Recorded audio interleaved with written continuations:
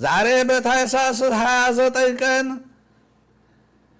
የምናስበውን ልደቱን በወለደችው ጊዜ ግሩምና ድንቅ በሚሆን ቤተልሔም እንደ ጽርሐ አርያም ሁና እንስሳቱ እንደ ኪሩቤል እንደ አርባዕቱ እንስሳ ሁነው ቤተልሔም በብርሃን ጎርፍ ተጥለቅልቃ የክብር ጌታ ሲወለድ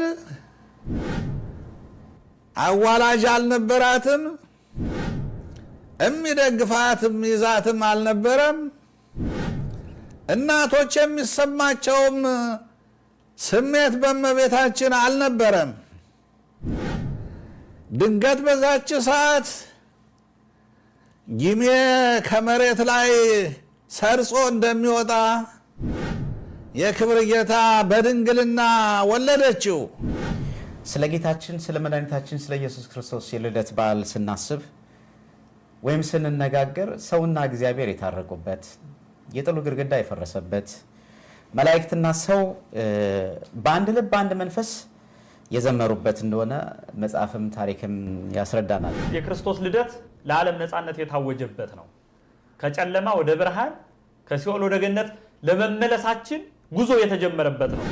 የሰው ልጅ እጅግ በጣም የጨከነበት መንገድ፣ ወንድም በወንድሙ ላይ፣ ዘመድ በዘመዱ ላይ እጅግ በጣም ጭካኔ የተሞላበትን ድርጊት የሚፈጽምበት ወቅትና ጊዜን ያለ ነውና ብርሃነ ልደቱን ስናስብ በዛ የሚሰቃዩ ልደቱን ማክበር ያቃታቸው ይልቁንም መብላት መጠጣት አይደለም የክርስቶስን ስጋና ደም እንኳን እንዳይቀበሉ አብያተ ክርስቲያናቶቻቸው ተቃጥለው ካህናቶቻቸው ታርደው ስጋውን ደሙን ፈትቶ የሚያቆርብ አባት አጣው ያሉበት ዘመን ላይ ነው ያለንና የነሱን ብርሃን የምንናፍቅበት ሊሆን ይገባል ብዬ አስባለሁ።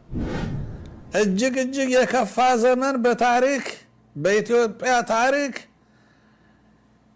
ለረጅም ዘመናት በነፃነት የኖረች ሀገር የታሪክ ሀገር እንዳሁኑ ያለ ክፉ አስተዳደር ክፉ አመራር ገጥሟት አያውቅም። እጅግ የከፋ በታሪክ በጥቁር ቀለም የተጻፈበት ዘመን ቢኖር ይህ አሁን ያለበት የብልጽግና ዘመን ብቻ ነው። ይህ ታሪክ ስብራታችን ነው። በረሃብ አዋርደውናል። ከሀገራችን አሰድደውናል። ገዳሞቻችን አቃጥለዋል፣ ደፍረውናል። እግዚአብሔር ማን ነው ብለውታል፣ ንቀውታል። አንድ ቀን ግን ፍርድ ይኖራል ብለን እናምናለን።